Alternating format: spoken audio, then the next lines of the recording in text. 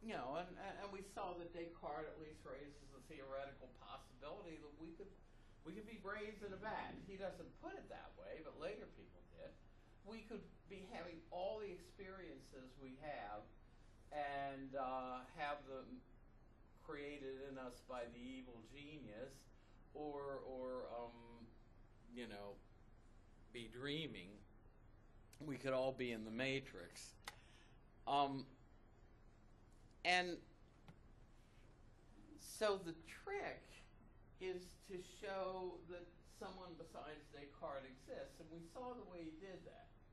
That Descartes basically looks into his own mind. He looks to see what made the cogito ergo sum. In other words, this is how he tries to get out of the egocentric predicament. We saw that he looked at it and he says, well, what made the I think, therefore I am so certain? What's the mark of certainty? And we saw that he uses this visual metaphor of clarity and distinctness. I said, if that thing's in focus, the letters are clear and they're also distinct from one another. If that thing were out of focus, they'd bleed into one another. They would not be clear, and each letter would bleed into the one next to it, and they wouldn't be distinct. So it's a visual metaphor.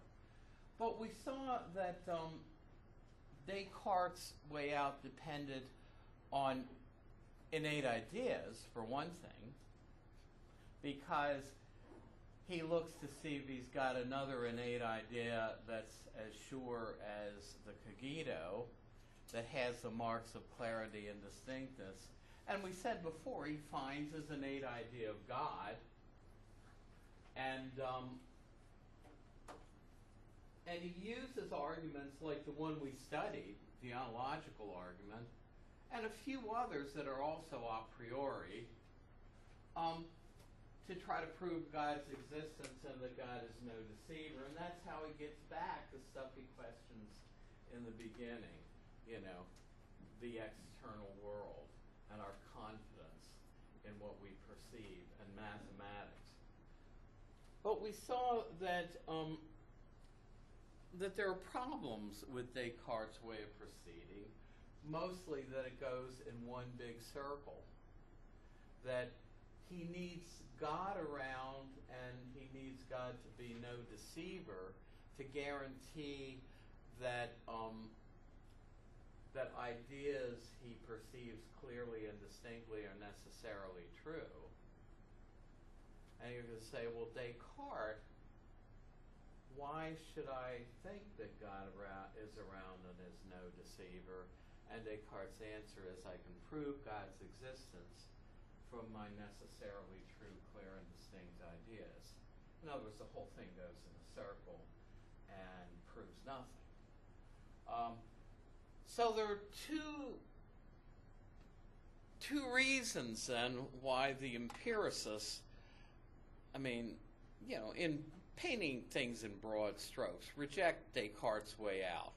One is that it goes in a big circle, and the other is that it depends on innate ideas which empiricists question. Because basically empiricists believe that if we have anything that deserves the title knowledge, it has to come from the five senses.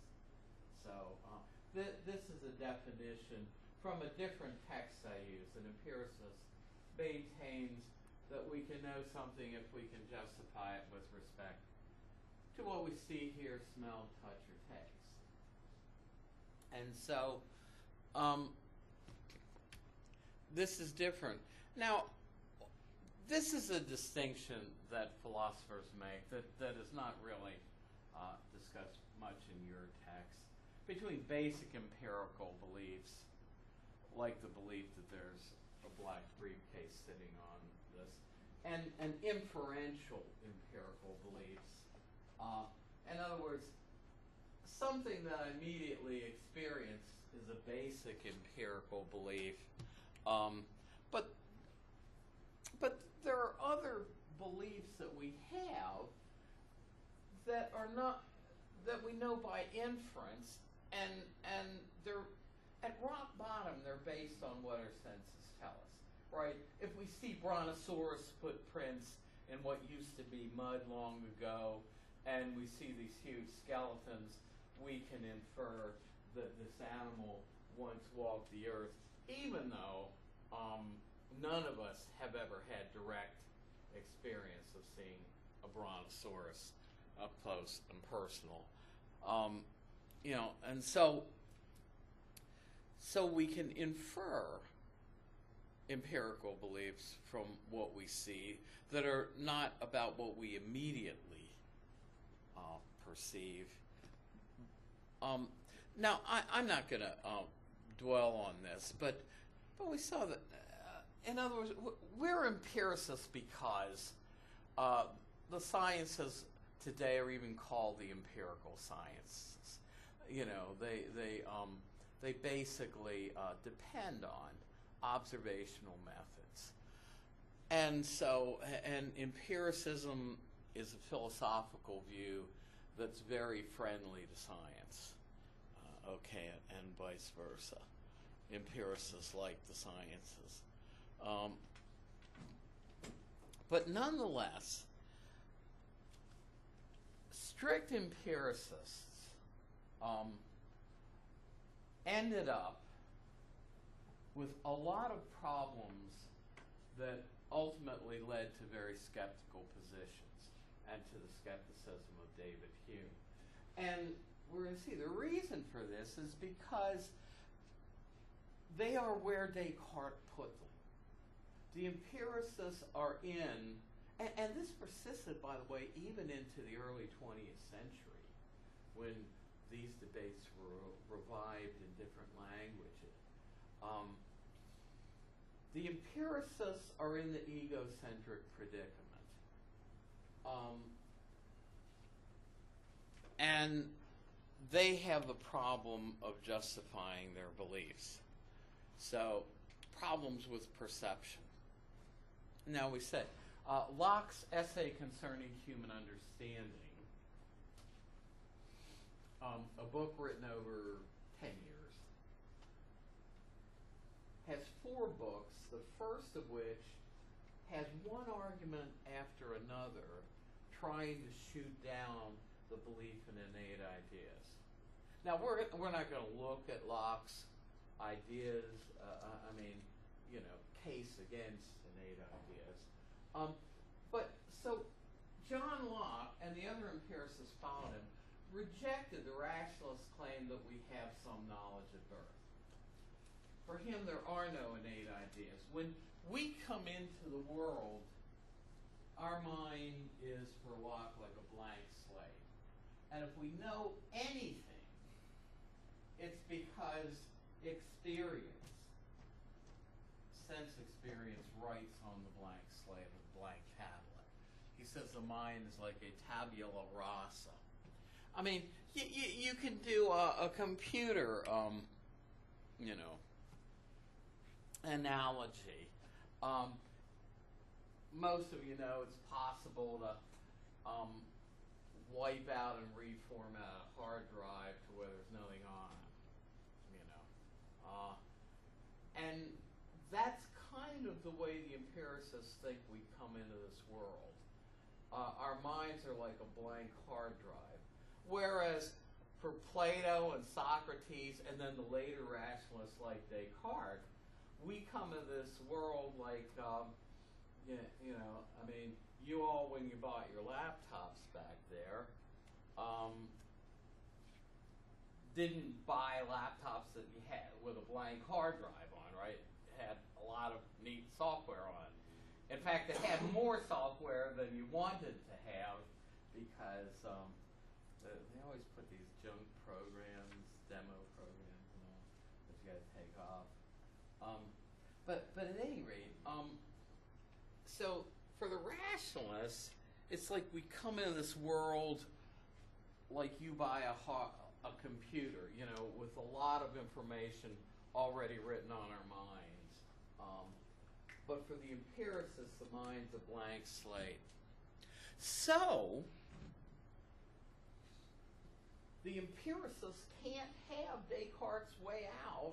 Not only was it circular, but they can't even use his starting point, because Descartes started to try to get us out of skepticism by appealing to innate ideas like his innate idea of God. And for the empiricists, there ain't none. Did he say ain't? Yeah, ain't no innate ideas for empiricists, right? So, now,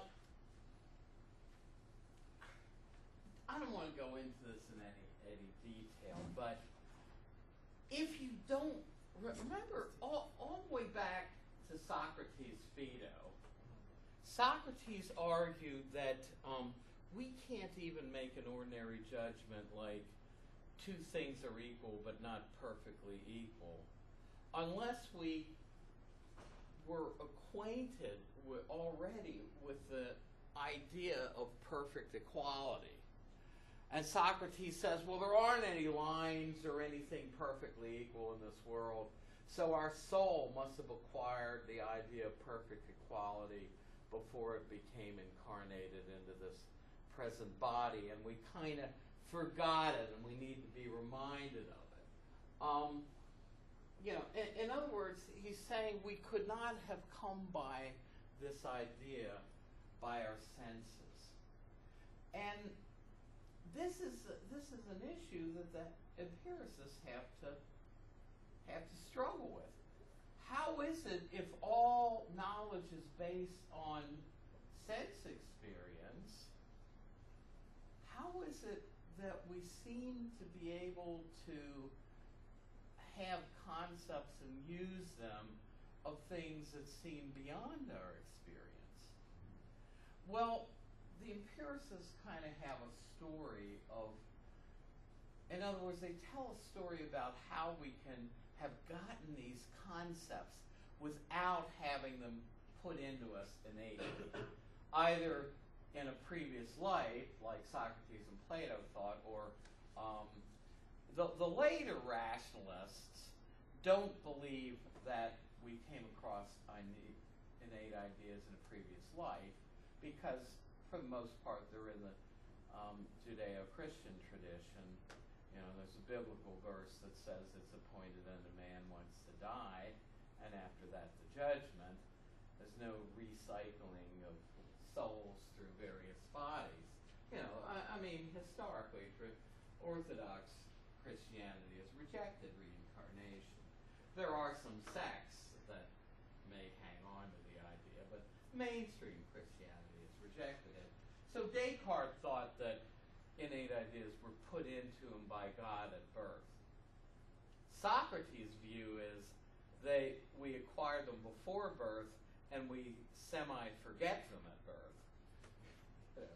So very different.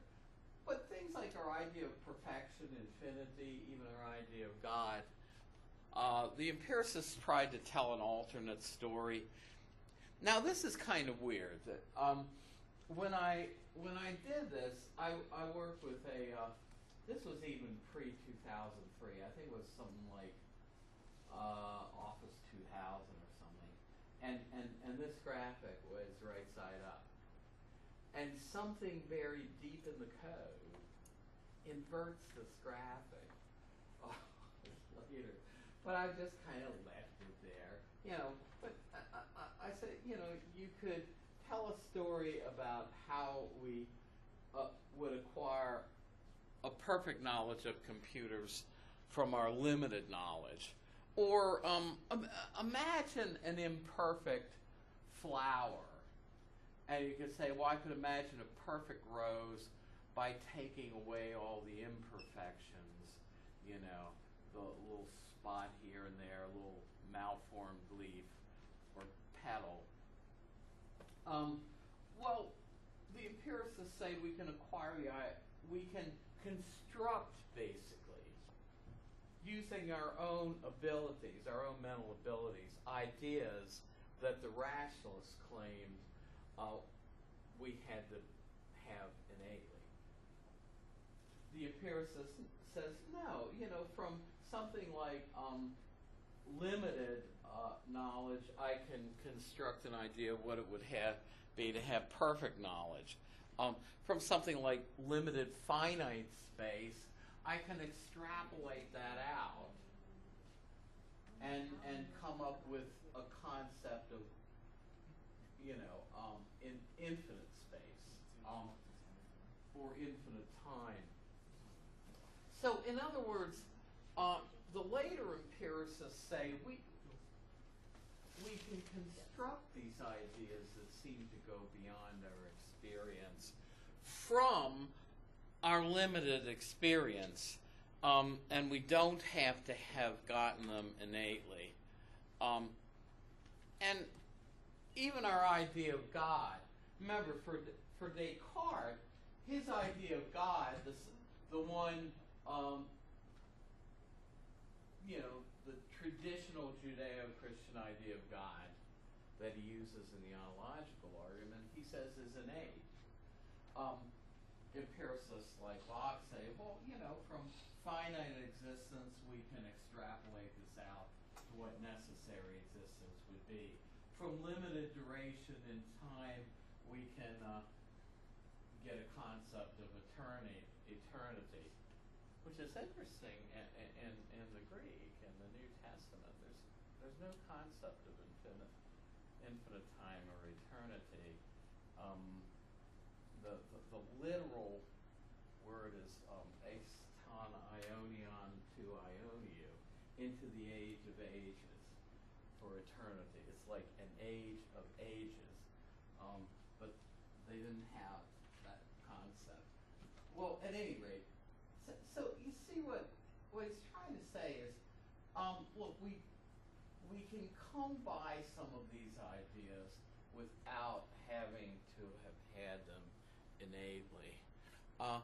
And isn't this what most people did? I mean, when my geometry teachers at Baltimore Polytechnic talked about a perfect triangle, and they called it an imaginary triangle, they were basically showing that they're from a realm of mathematics called constructivism that says we can construct some of these ideas, that it isn't that they're eternal or innate. And so we can construct the idea of a perfect triangle even if we've never seen one.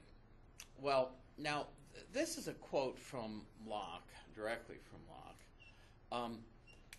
The key to understanding Locke is to understand what he means by idea. And it's not easy. But basically, to be in the egocentric predicament, for Locke, the understanding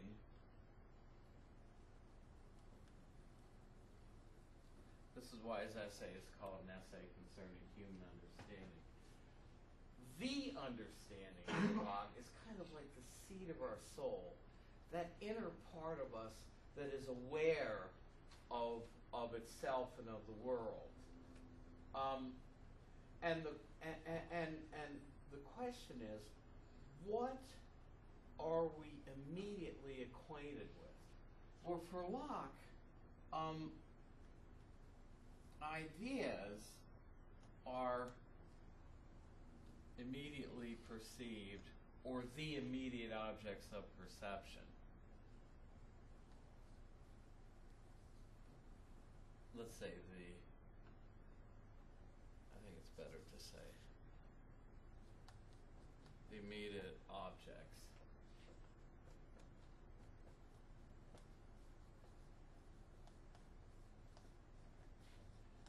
In other words, we're in the egocentric predicament.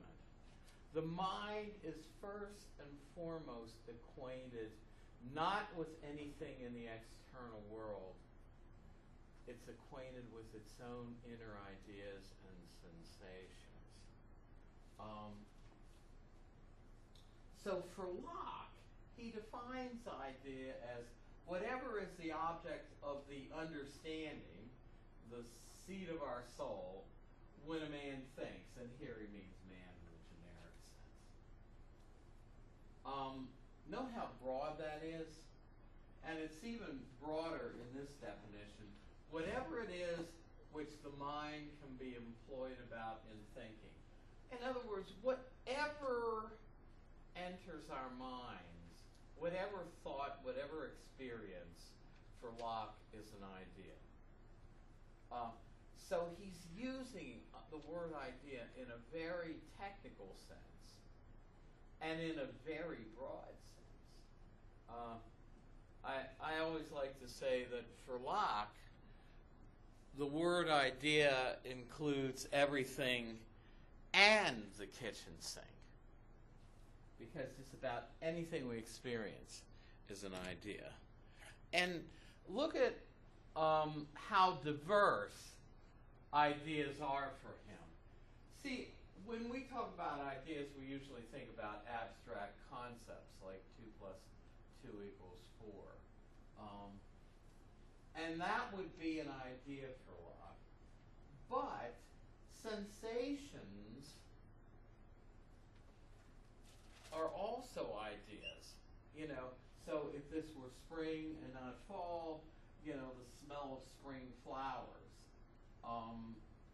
you know, the sight of a bird, you know, the sound of a bird. And ideas can also be internal. You know, I still occasionally have a pain in my left shoulder from when I was racing Charles Jockle down San Martin Drive next to Hopkins. We were on our Honda motorcycles, and there was one turn that came up too quickly, and I went and wiped out on it. You know, still have a pain there. You know, you don't want to tell your father, well, okay, my shoulder hurts because I was racing Charles Jockle down San Martin Drive and wiped out on my motorcycle. You know, that's not the way to win friends and influence your parents. But, you know, an inner pain is also an idea for Locke, or the feeling of warmth or cold, or a memory. So note how diverse a sort of are the kinds of things that Locke considers to be ideas. But see, well, let's go move on. Now, not going to dwell on this, but he does say that ideas come from inside of us. We can reflect on what goes on in our own minds, you know, from reflection on the operations of our minds. But what he calls sensation is basically just sensory observation of what goes on around us, you know. And so we can get them from outside of us or from inside of us. And Locke is a realist. In other words, Locke is convinced that you and I live, along with Madonna, who's a material girl, we do live in a material world, you know, and, you know, a real material world, right? And so he's convinced that there's a real world out there that exists whether you and I are around or not, right? It's not something we constructed. It's not an illusion. So he's a realist in that he thinks there's a material world and it's real. But the trick is for him to defend that claim. But before we get there, I mean, we want to understand how a view like Locke's leads to skepticism, but there are a couple of distinctions. And look, I know this is very picayune stuff, isn't it? It's very nitpicky little stuff. These little distinctions, simple and complex ideas, and what is an idea, and all this. But I'll tell you what, these little nitpicky complex distinctions are basically what set the skeptical and cynical tone for philosophy for the next 200 years, including into our own century. So for Locke, there are two kinds of ideas, simple and complex. And they correspond to, in other words, what are ideas of? Whether, if they're about the world, they're ideas of the qualities of things that we perceive. And so, if we're talking about ideas of sensation now I can imagine a time, and I don't know if I'll be teaching then, but it's probably not too far off, when I could put a slide like this, and the students are going to say, well, what's that thing? What's a, that I have to tell a story about how people actually had wires that ran to telephone, to objects like this we call telephones. But if you had a telephone sitting in front of you on the desk, an old-fashioned landline here, that for Locke would be a complex idea. In other words, I have a complex idea about this, briefcase, bookcase, whatever you want to call it. Right. And so the whole perception we have is a complex idea. And the simple ideas that make it up are the simple ideas of the various qualities a telephone has or possesses. In other words, the telephone has a red color. Now, these are the things where if you describe it, it has a particular shape. If you touch it, it's cool to the touch. And, you can thump it and find that it's hard, like this whiteboard, right? It has a particular size and weight. And if it rang, a sound. In other words, see if you can understand where Locke is here and what a telephone is for him, given his philosophy, you can understand how Berkeley can come after him and say, there's no material world out there, just inner ideas and sensations.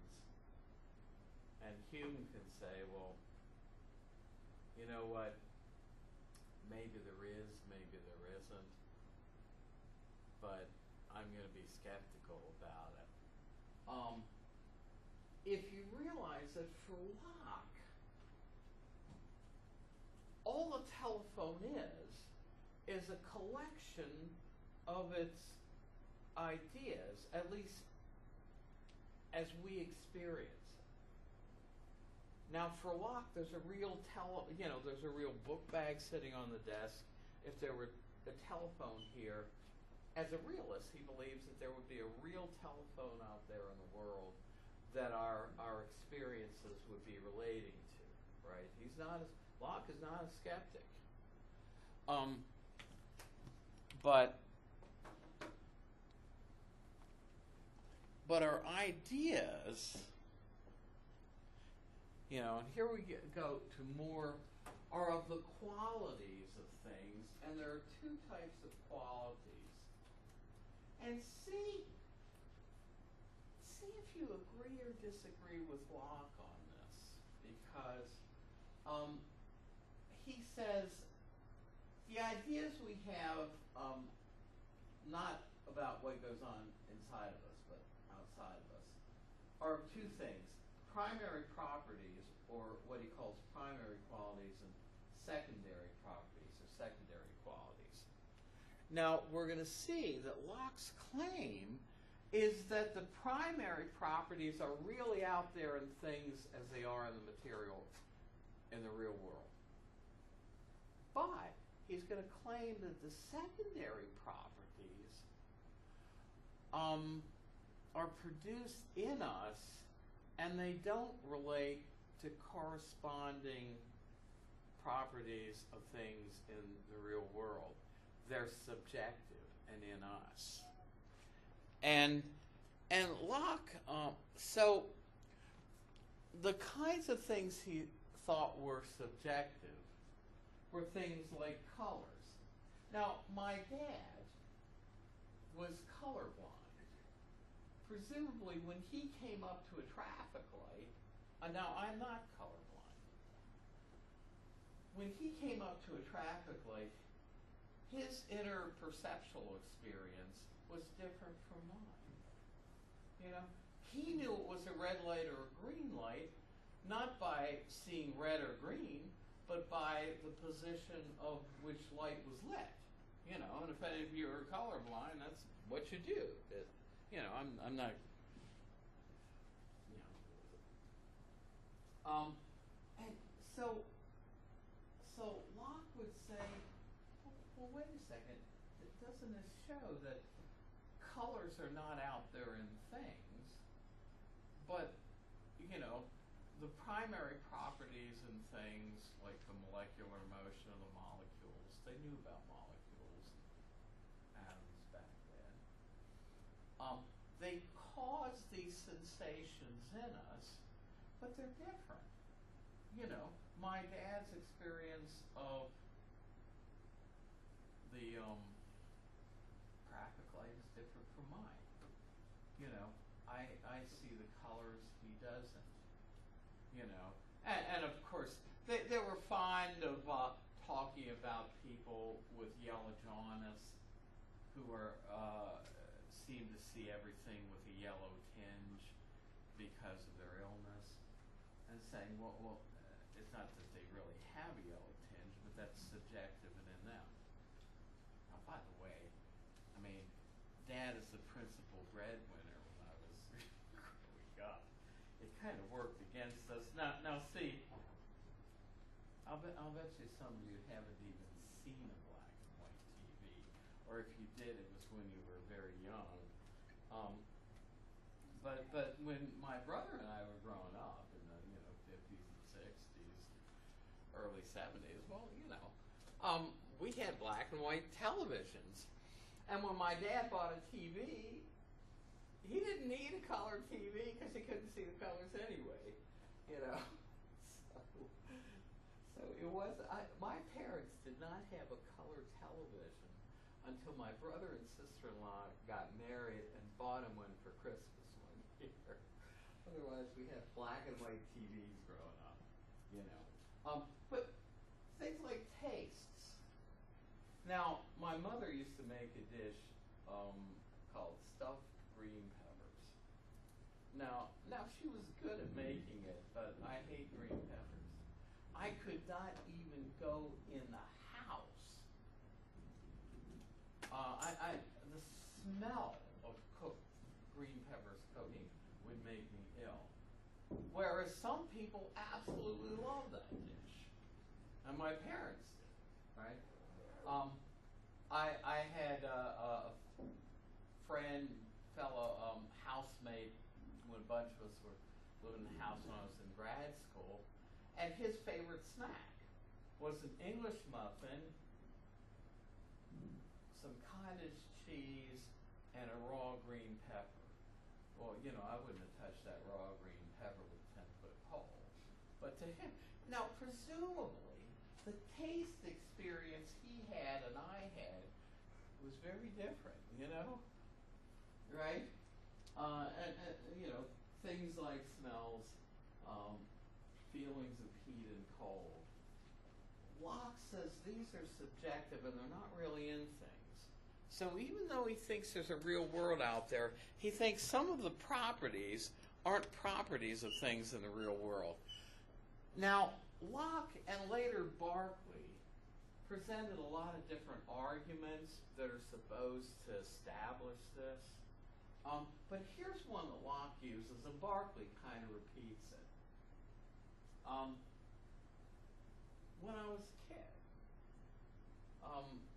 my brother and I, like, we had a hill. Well, it's still there.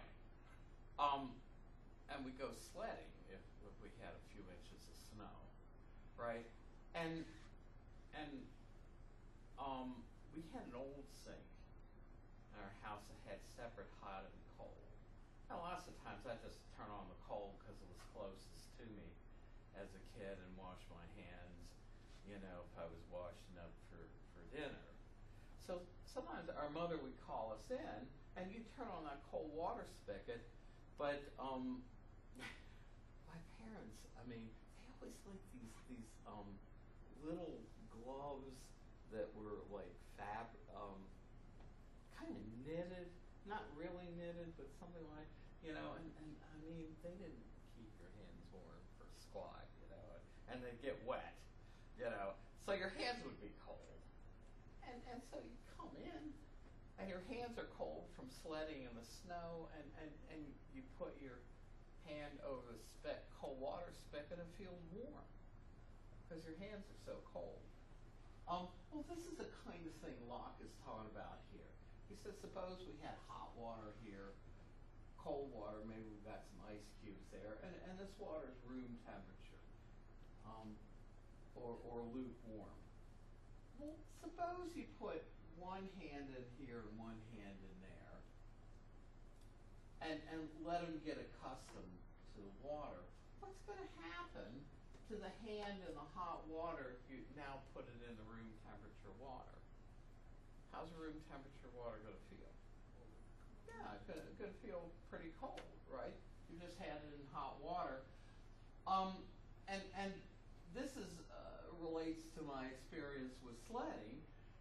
If you had the other hand in ice water, say, and you put it in, you know, either lukewarm or room temperature water, it would feel warm, right? So what's the point of this? Locke says, wait a second. If I assume that heat and cold are properties of the water out there in things, then the same pan of water would have two opposite properties. It would be both hot and cold at the same time. He says, well, that's impossible. That's a contradiction. So how do we get out of the contradiction? Well, we assume that heat and cold are not properties of the water itself, but rather they're properties of, they're subjective and in us. I like Berkeley has another argument that's similar to this. He talks about, it's getting colder today. You know, suppose he had a nice fireplace going here.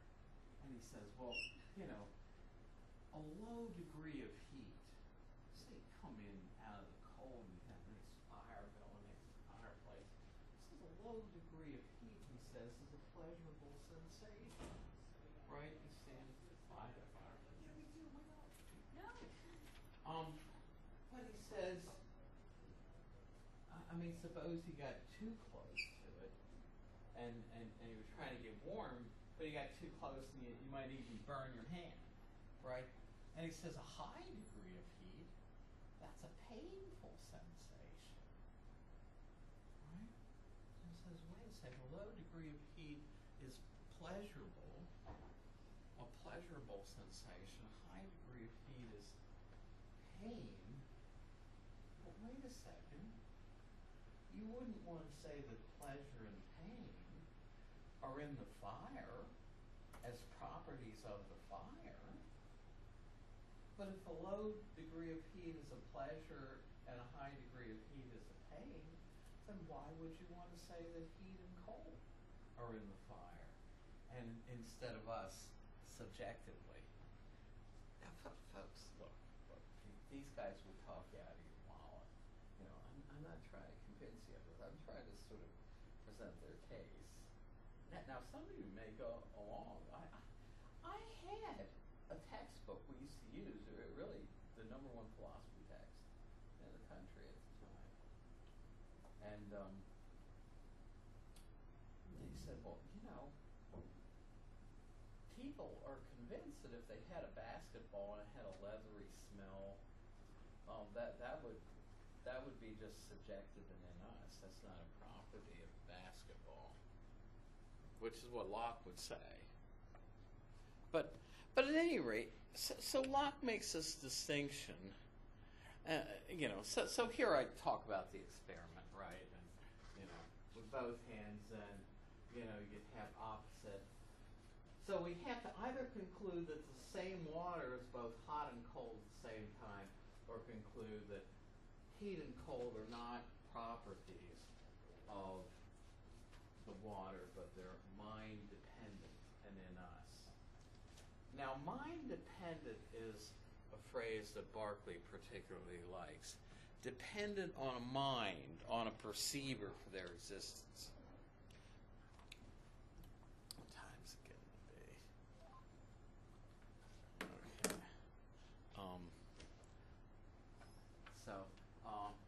Do we have anybody who volunteered for next time? Well, I'll look at it. You want to look at it? Yeah. But that's okay.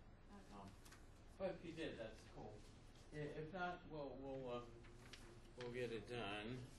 But I have a lot of people who signed up, so that's good. Well, at any rate, however, so let's take these tabletops, right?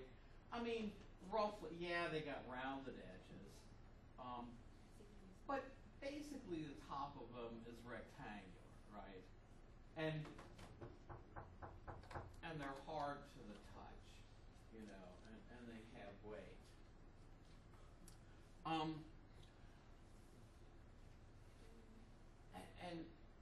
And they're a particular size, right?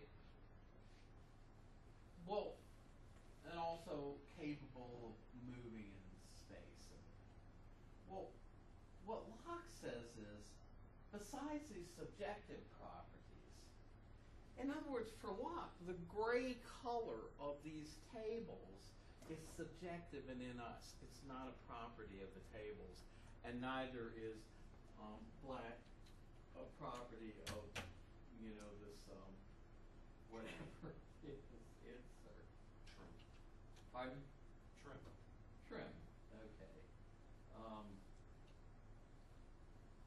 At any rate, oh yeah, there is a black trim around it as well.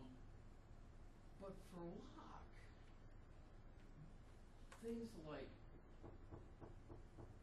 the hard top of the table, it's square, not square, but rectangular shape. Its weight, its size, the fact that it can move in space, all of these, Locke says, are primary qualities, and they are really out there in the real table as it is in the real world, and they're not subjective and in us. So he says, our ideas of them do genuinely resemble them so that they accurately convey knowledge of them to us. Now here is where we come to Locke's theory of perception. Remember we said the mind is not directly acquainted with things in the external world for Locke and the other empiricists, but only with its inner ideas and sensations. So how is it that I know that there's a table here? Well, look, I've never met Barack Obama before. And yet, I'm convinced that I know what the man looks like. I mean, whether you like him or don't like him, voted for him, voted against him, most of you would be convinced that you know what he looks like and why. Because you've seen lots of still photos of him, you've seen video images of him, you've seen pictures of essentially, this is Locke's answer to how it is we perceive something in the external world.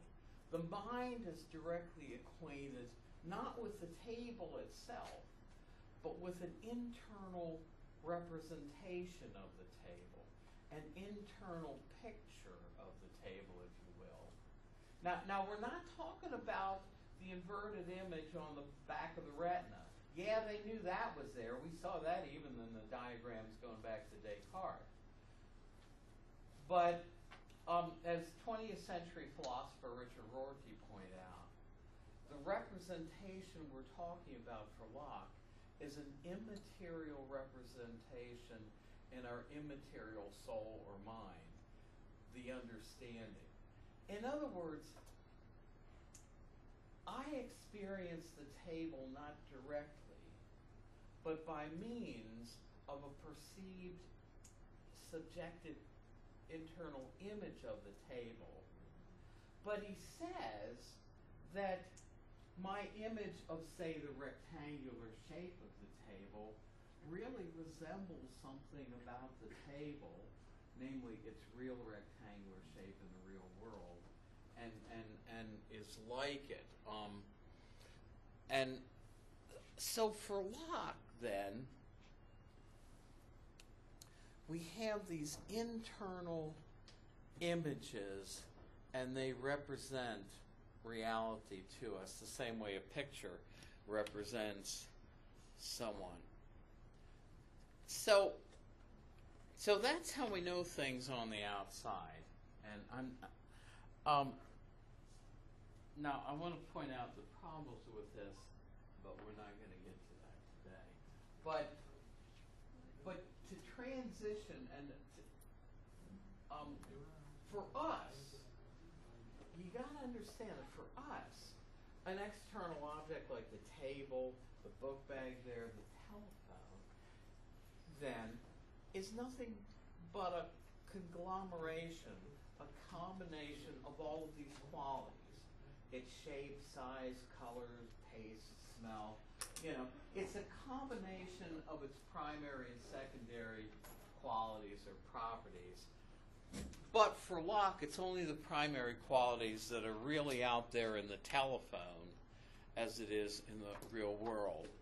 So, the red color is not in the telephone as it is in the world, but it's caused in us by the primary properties of the telephone, specifically by the motion of its molecules. But Locke says things like the size, in other words, the size of the table, its rectangular shape.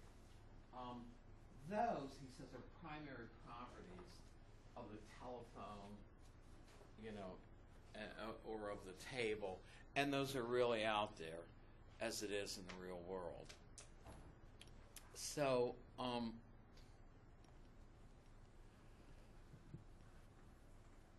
but Locke's view kind of separates us from the real world because we don't perceive the world as it is. We perceive a world of primary and secondary properties, but for him the real world has only primary properties. But also we perceive an internal image of things that are external to us, and they represent them to us. This is called, among other things, indirect realism. Why? Because we don't experience the external world directly for Locke. We do it by means of what are called representative images. We do it indirectly. Now this led, and this is where I'm going to lead off, this led to what Richard Rorty and other writers in the 20th century called veil of ideas, skepticism. I know I'm writing over something that's there. In other words, a view like Locke's puts a veil between us in the real world out there. The mind is not acquainted with things in the real world directly. It's acquainted with an internal image, representative image. And this view did lead to skepticism because it's very hard to justify the claim that that image either accurately represents the real world or tells you that there's even a real world out there at all. And this is where David Hume took this view to its ultimate conclusion. In other words, once you start to put a veil between us and the world, I like the way the guy in the video says it. Once you put a gap between us and the world, you say it's very hard to bridge that gap. And so I'm going to go into a little bit more about how Locke's view leads to skepticism, even though Locke himself was not a skeptic. In other words, from where he started out, saying the mind is not acquainted with things externally, but with its own internal ideas. Very hard to get beyond those ideas to anything that they represent, Okay, see you Thursday. By the way, this is posted, and we're also going to look a little bit at Locke's politics while we're on Locke. And I posted a view of his defense of capitalism. It's some slides I use in business ethics when I teach it. And so you might look at that between now and Thursday. I just need you to help. I can't see the dates. Sign up. Because I didn't know it. Okay. Really small. Okay. That's all. Did you? Well, okay. We have December 4th, which is a Tuesday. Then before that, there's yeah, sure. Thanks a lot. Yeah, if anyone else has I'll do December 4th. has That's chosen. fine. Okay. Yeah, I'll do We're going to have quite a few people each day, Unless so that's you want me to fine. do that once. Because there's not many people. I'm trying to keep that Okay, that'll work. as a So I'll do kind of that one. spillover for people who, Okay, then I'll do December 4th. who. Okay. So. You know, I can write it. Very Okay. good. Thank you. Okay. Have a Yeah. good day. Let me put. I'll put your name down there. Okay, you want me to put it down real quick? Okay. I just needed I know where it is, Yeah. so I can put it down Okay. real quick while you're talking to them. Yeah. Right it there. Well, can be in the margin or underneath. Yeah. Did you all? Okay. Somebody. I'm sorry. Somebody had. See.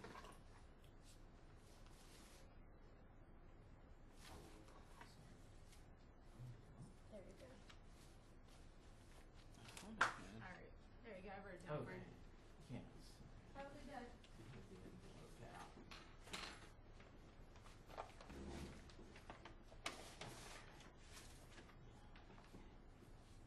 Is it okay if I sign up for the book too? Oh, yeah. We have so big a class. There are going to be some days we have a lot of people, and that's okay. That's going to be fine. We'll still, we'll still find something we can put on the final exam. We'll do enough that we can justify something on the final. And I was just reminded of that one today. That's it right Oh, okay. So you came in after and I'm sorry. Jessica, right there. Okay, yes, good. Okay. Did I? It's right here. Yeah. Sorry, I'm trying to go through them and talk to somebody else at the same time. Thank you. Scantron also. Oh, okay. Yeah. Let's see. I just saw that. Okay.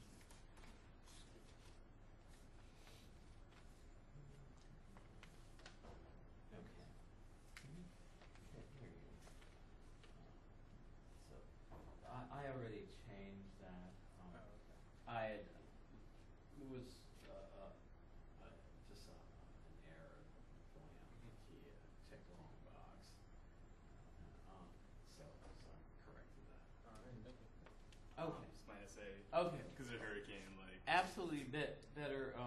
Yeah. Did you have some? Yeah, my power got knocked out for a while, so.